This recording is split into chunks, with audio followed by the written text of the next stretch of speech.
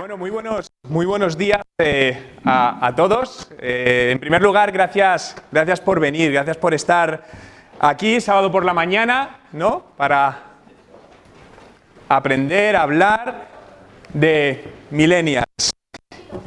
Vale, ¿no se escucha bien? Vale. Sí. Vale, pues lo dicho, en primer lugar, muchísimas gracias por estar aquí sábado por la mañana, por venir y hacer posible este evento. Al igual quiero dar las gracias a los patrocinadores que apoyan el evento, Uxman, Espacio Web, Nerion, Hotmart, que hacen posible que creemos este evento, ¿no? Y quería destacar dos de ellos que llevan apoyándonos muchos años. SAS, una empresa de analítica, estará Fernando hablando de analítica para Millennial, y es una empresa además con la que colaboro desde hace muchos años con ellos, y LiveVip, un web chat que también trabajo con ellos desde hace muchos años y nos llevan apoyando, así que muchas gracias también por estar aquí y hacer posible Business in Change, ¿no? ¿Alguien se acuerda de este anuncio? ¿Alguien sabría decirme ya? ¿Alguien sabría de qué año es este anuncio? Algunos éramos muy pequeños, yo concretamente tenía 12 años, en el año 92. El anuncio de Toys R Us, ¿no? Y hablamos de disrupción, ¿no? Hablamos de cambio. Todos conocéis esta noticia, ¿no? Que hace escasos meses se declaraba en bancarrota por la competencia del mercado online. Hace un mes publiqué la cadena americana Sears cerrando en Estados Unidos y en Canadá sus tiendas, ¿no? ¿Cuál crees que es la razón principal de todo esto? Si tuviésemos que decir una palabra o dos palabras. Cambio. Porque realmente son empresas que tenían una atracción muy fuerte, juegan con ventaja, obviamente, pero no se han sabido adaptar a este cambio, ¿no? Yo quiero hablaros de cómo conectar con millennials, ¿no? Mi objetivo hoy es ayudaros a pensar diferente. Porque cuando pensamos en millennials, ¿quién se os viene a la cabeza? ¿Gente joven? ¿Gente muy joven? Gente muy joven, lo joven es relativo, ¿no? 30, dicen por ahí. Pero realmente, fijaos que la generación millennial o generación Y, hay varias teorías, pero básicamente los que nacieron entre el 77 y el 94. Es decir, los que tienen entre 23 y 40 años. ¿Cuántos estáis en ese rango? Bueno, quisiéramos. Es decir, fijaos que un 70% de la sala, 80%, es millennial, ¿no? Te sientes muy joven. No, y eso es lo importante, pero yo no soy muy creyente de esta división que se hace en generaciones, por una simple razón. Porque dentro de cada generación, creo que hay que volver a partir generaciones, porque no es lo mismo para alguien que tiene 23 años que tiene 38 o 40 años, cambia, ¿no? Entonces, yo aquí soy partidario de dentro de estas generaciones volver a microparcelar otras generaciones, ¿no? Por lo que, cuando hablamos de cómo conectar con millennials, hace 4 años, la revista Time lanzó esta portada, la generación yo. Los millennials son vagos, totalmente narcisistas y todavía viven con sus padres. Hace 4 años. Estoy totalmente en desacuerdo con esta afirmación, ¿no? ¿Estáis conmigo?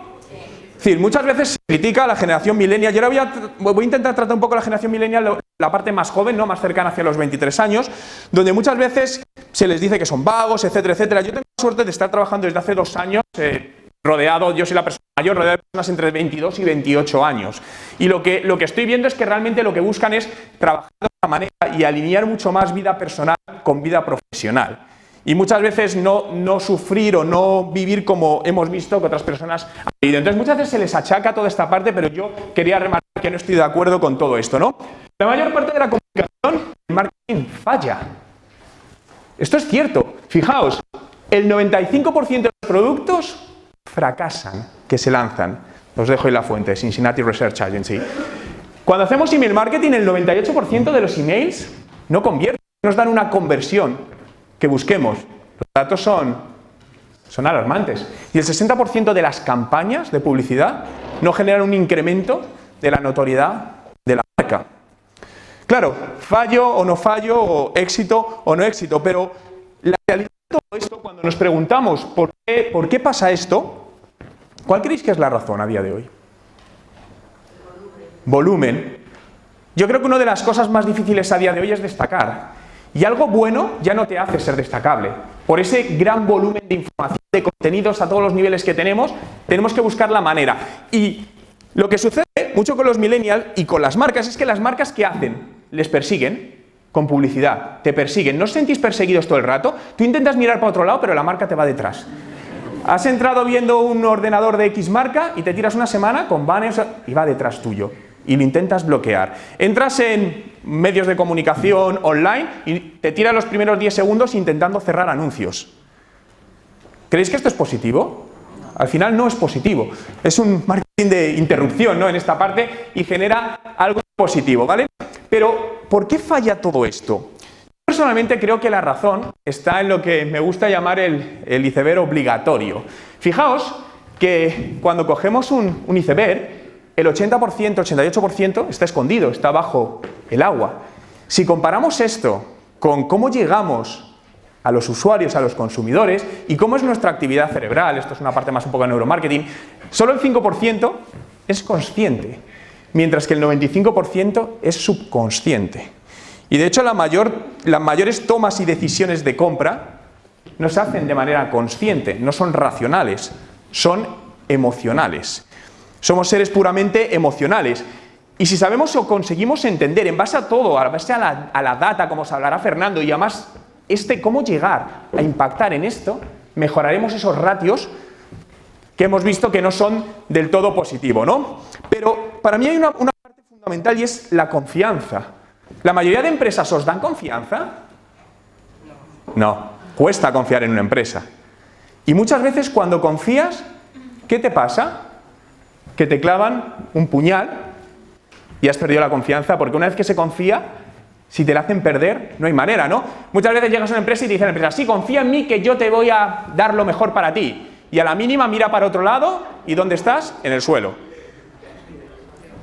Y esto sucede en nuestro día a día, por lo que el crear esta confianza, volvemos a la parte, es un tema también puramente emocional, es uno de los factores clave a la hora de mejorar todos los resultados. Cuando impactamos, obviamente esto es transversal a todas las generaciones, pero hay generaciones como los millennials que son más sensibles a todo esto, ¿no? Para los millennials, lo digital es una extensión de ellos mismos, ¿no? Estamos constantemente con dispositivos móviles, documentando todo. No sé si ¿creéis que documentamos más de lo que deberíamos? ¿Nos pasa que grabáis vídeos y nunca los volvéis a ver? Llega vuestro teléfono móvil y dices, no te queda memoria, los pasas al ordenador y luego vas acumulando y nunca los vuelves a ver. Bueno, pero eso es parte de la vida, ¿no? Pero los millennials comparten lo que creen que otros están compartiendo, ¿no? Y lo que creen lo pongo entrecomillado. Pero si os digo el suelo es lava o the floor is lava, ¿quién sabe lo que es? ¿Podéis levantar la mano? Bien, ¿quién sabe decirme qué es esto? Un juego. ¿Un juego? ¿Es un juego nuevo? No, bastante antiguo. Es un juego bastante antiguo. Concretamente, es un juego en el cual los jugadores imaginan que el suelo está lleno de lava y tienen que evitar tocarlo para no quemarse ni ser heridos. Aproximadamente este año, entre los meses de junio y julio, entre público millennial, hubo un movimiento brutal alrededor de este juego, sobre todo en YouTube, donde se empezaron a crear distintos vídeos de Floor is Lava Challenge, más de 1.5 millones de visualizaciones en pocos días, de Floor is Lava en Walmart, de Floor is Lava Challenge, parkour con GT5 Online, Football Edition o con Minecraft. ¿Creéis que si quieres llegar a un público millennial utilizando estos recursos con movimientos puntuales puedes tomar ventaja para llegar a ellos? ¿La mayoría de empresas lo hacen? No. Y estos son movimientos puntuales que cuando analizas a tu audiencia, si quieres llegar a ello, duran 2-3 semanas, no dura más, pero es subirte al carro, igual que cuando pasó también un poquito antes lo de los spinners, ¿no? Y luego a lo mejor he visto empresas que se ponen a regalar spinners 6 meses después de... Que no está mal, pero realmente estás fuera del momento donde le puedes sacar la mayor tracción a todo esto. Esto es el problema, yo creo, de lo que estamos viviendo, que la velocidad es tanto que tenemos que estar ser muy flexibles para saber en qué momentos tenemos que lanzar o quitar cosas, ¿no? Los millennials además comparten lo que quieren ser. ¿Qué opináis si os muestro esta imagen? Creo que todos estáis pensando más o menos lo mismo. ¿Creéis que esta imagen es real? La realidad de esta imagen es esta. ¿Creéis que se juega mucho con una doble apariencia realidad digital en general? Se juega mucho con esta apariencia. Porque al final lo que sucede, decíamos, lo digital es una extensión de nuestra vida. Y lo que sucede en digital te condiciona. Es decir, si mañana subís una foto a Instagram, una actualización en cualquier red social, y mucha gente interactúa con ella, ¿cómo os sentís? Bien, te alegran el día. Si tienes 150 me gusta que nunca llegue, ¡wow! Ahora, vas otro día, lo publicas y tienes 2, te anda al día. Solo falta que llueva para rematarlo. Lo borras porque si no te rompe. Y luego hay la tercera versión, que es cuando ya los que te dicen like son todos los que conoces y quieres que te digan los que no te conocen. También. Pero al final todo esto condiciona nuestra manera de sentirnos, de ver las cosas, de ser, ¿no? Absolutamente todo. ¿Os acordáis de esta aplicación MSQRD? De hace 2 años aproximadamente, donde además la compró Facebook muy inteligentemente, donde lo que hacías, te bajabas una aplicación, fue muy usada por colectivo millennial en ese momento, y te podías poner distintas caras. Yo que sé, podías Leonardo DiCaprio ganando un Oscar, Barack Obama, un chimpancé, etcétera, etcétera. Y en ese momento, millennials, entre ellas muy conocidos, como la actriz Cara Delevingne, hacía y utilizaban estas plataformas para hacer cosas como esta.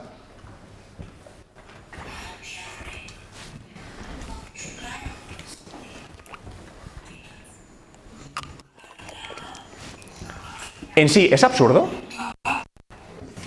Totalmente. 2.8 millones de visualizaciones, 14.600 comentarios. Es decir, muchas veces estas cosas que podemos ver absurdas, al final desde un punto de vista de negocios, aprovechémoslo hacia nuestro propio beneficio. Si estas cosas generan... De hecho, muchas veces, ¿por qué no hacemos cosas en las empresas? Decidme la verdad. ¿Ego? ¿Habéis dicho ego por ahí? Miedo. Imagen, vergüenza. Vergüenza. ¿Cómo voy a salir yo haciendo el tonto de esta manera?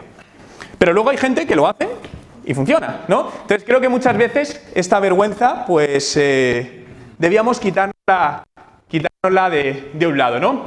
Tenemos que pensar de manera diferente si queremos impactarles, ¿no? Y yo lo resumo en 2 puntos. Lo primero, añadir valor, como sea, dependiendo de cada negocio. Y lo segundo, y clave, esto, personalización. A día de hoy todavía vemos que casi todas las acciones no están personalizadas. Llega la misma a todo el mundo. Cuando ya tenemos herramientas que permiten personalizar a un nivel de detalle muy grande, y cuando hablamos de esto muchas veces dicen, no, pero esto es para grandes empresas. Os aseguro que existen ya herramientas que cualquier pequeña empresa autónomo puede permitirse. Es decir, ¿alguien tiene, por ejemplo, una tienda online? ¿Trabaja algún e-commerce? Vale, hay 2 manos. ¿Tenéis sistemas de inteligencia artificial funcionando a tiempo real, alguno de vosotros? Ah, vale. Pero realmente existen herramientas que por poco más de 50 euros al mes, a tiempo real, tienen sistemas de inteligencia artificial que van configurando una tienda online para el usuario, por 50 euros al mes. Y tiene un retorno directo en incremento de ventas enorme. Por lo que... Al final, esta personalización para mí es la clave. Al final nos gusta sentirnos únicos. Cuando vais a un sitio y os tratan de manera especial, aunque sepáis que lo hacen con el resto de la gente, pero te hacen sentir único, ¿no? Al final lo que tenemos que crear son, pues, esas camisetas o el producto que sea, pero que de una u otra manera esa persona se sienta identificado con ello y diga, vale, esto es para mí, esto es único, esto lo han hecho pensando en mí, ¿no? Es un tema de percepción, aunque muchas veces la realidad no tiene por qué ser esa como tal, ¿no? Y esta personalización debemos llevarla en el online y en el offline. Para mí debe ir en las 2 partes, ¿no? Y en el online, por ejemplo, os quería enseñar un caso que a mí me gusta mucho cómo lo hacen. Esta es una universidad americana que lo que hace es personalizar para sus futuros estudiantes la navegación. Es decir, imaginaos que un chico va a estudiar aquí, en St. Bonaventure University, y aquí, por ejemplo, dices, como estás preparado, vas a dejar tu escuela. Te personalizan el colegio, la escuela de donde vienes. Que son pequeños detalles, pero ¿creéis que esto ayuda a generar una mayor conexión? Y esto técnicamente no es difícil. Al final tú tienes datos de ciertas personas y puedes personalizarlo. O lo mismo con donde vives. Oye, sabemos que vienes desde Texas. Clica aquí para ver qué tan lejos está esta universidad de tu lugar de origen. Dos pequeños detalles que esta experiencia única, esta aportación de valor, cambian radicalmente. E insisto, todo esto no hablamos de temas de que se necesiten presupuestos elevados, es más decir, oye, puedo hacer esto y mirar cómo hacerlo y cómo puedo irlo implementando en mis acciones, ¿no? Y cuando no hacemos estas cosas, lo que suele pasar, y con lo que vivimos a diario, es con el tema de fricción. Fricción con los clientes, fricción online, ¿no? Cuando hablamos de fricción, a mí me gusta una definición que da un economista, bueno, falleció hace 4 años, un economista británico, Ronald Coase, que dice que la fricción es el tiempo, dinero y esfuerzo perdido en conseguir lo que quieres. Y en fricción, en temas online, hay muchísimos casos, ¿no? Yo os quiero comentar alguno de ellos, a ver si os sentís identificado. Registro obligatorio para cosas que no merecen mucho la pena. Para leer un artículo, ¿completaríais todo este formulario? A lo mejor para un ebook de 200 páginas puede tener sentido, pero para un artículo, no. Por lo tanto, estás creando una fricción totalmente ridícula. O puedes a lo mejor reducir los campos, ¿no? Hablo de temas un poco más extremos, ¿no? Para llevarlos un poco al límite. O innecesarios pasos en procesos de compra. Quieres comprarte un producto y llega el momento que te encuentras con esto. A ver, puedes acabar comprando, pero se te entra un bajón. Llegado este momento, donde esto la mejor manera, o no compras como dices, ¿no? La mejor manera, si necesitas todos estos datos, a ver, que me parecen demasiados, hay maneras de visualmente jugar con todo esto en 3 pasos, es decir, al final todo es percepción en esta vida y en digital exactamente igual. Por lo tanto, ¿cómo podemos hacer al usuario que perciba que esto va a ser mucho más sencillo para él? O fricción con esta empresa. Esta es una empresa americana, seguro muchos habéis oído hablar de ella, Staples, y lo curioso, fijaros en el eslogan o claim, esto era fácil. Y cuando te quieres registrar, es decir, en este caso la fricción va desde el logotipo de una marca a la realidad que comunicaba en su página web en un formulario, ¿no? Y esta es la que más sufrimos todos con los passwords. Es decir, por favor, tu password tiene que tener letras mayúsculas, un nombre, un haiku, una señal, un jeroglífico y hasta lo que sea. Y además lo vas a cambiar cada 2 meses y no puedes repetir los 3 o 4 últimos. No, es que la seguridad... Ya, pero la seguridad también genera fricción y hay maneras de hacer que esa fricción esté balanceada con la parte de seguridad, ¿no? Hace no mucho era un banco latinoamericano, con una aplicación que habían hecho para sus clientes, al final decían, es que no, la gente no la usa, es que no veáis para usar la aplicación. Es decir, claro, le habían metido tales medidas de seguridad que dices, es que tardo casi menos yendo al banco. Entonces, al final, cuando se pierde ese balance, obviamente la seguridad es muy importante y cada vez más en Internet por todo lo que está sucediendo en todo este aspecto y cada vez está pasando mucho más, ¿no? El objetivo, aunque es utópico, es crear fricción cero. Nunca vamos a poder llegar a una fricción cero, pero sí acercarnos lo máximo posible. ¿Qué empresas os vienen a la cabeza que pueden llegar a acercarse a este número? ¿Cómo lo sabíais? Al final, esto es marca, esto es notoriedad de marca, es decir, compra algo con tan solo un clic. Si quieres hacer algo bien, ¿qué haríais? Hacerlo más rápido. ¿Vale? Replanteo la pregunta. ¿Queréis montar un marketplace? ¿Qué hacéis? Copia al mejor. Si yo quiero montar un marketplace, miro qué hace el mejor marketplace del mundo y lo copio. Podemos decir inspiro, que suena mejor. Pero realmente es eso, es decir, y llevároslo para cualquier negocio. Mirar en vuestro sector o en nuestro sector, el que tiene los mismos objetivos que tú, ¿qué puedes hacer, qué hace bien? Y fusílale en el sentido de cópiale y hazlo bien, porque esto está todo muy estudiado. Gastan un montón de dinero, horas en pruebas y testeos. Saben muy bien lo que hacen, muy bien. Aprovéchate de eso, que lo tienes ya hecho, para llevarlo a tu negocio y sacar tracción de todo ello, ¿no? Si os pregunto por cuál es para vosotros el caso de éxito, el business case de Facebook, ¿qué me diríais? Y os doy una pista. ¿Cómo resumiríamos en pocas palabras, 3 o 4 palabras, cuál es el caso de estudio de Facebook? Una de las redes sociales, la red social más exitosa y que sigue manteniéndose y para mí lo está haciendo súper bien. Una frase, ven y pierde el tiempo conmigo. ¿Cierto o no? ¿Usáis Facebook? ¿Para qué? Y decidme la verdad. ¿Qué hacéis en Facebook? ¿Cotillear? Informarse, pero para informarse no es la que más utilizamos, también puede ser, pero no es la que principalmente más utilizas, pero cotilleamos para ver qué está haciendo. Y una segunda razón, ¿por qué subís contenidos a Facebook? o Instagram, para que vean con el objetivo de que pierdan el tiempo contigo y tú te sientas o dar envidia, dicho de otra manera. Es decir, si tú sabes que estás en pleno mes de enero, que aquí hace un frío que pela, y de repente te vas a la playa, a un sitio espectacular, ¿a qué solo subes? ¿Y a qué pones aquí en la playa? Y no etiquetas a la gente, ni lo escribes, pero implícito va y tú no.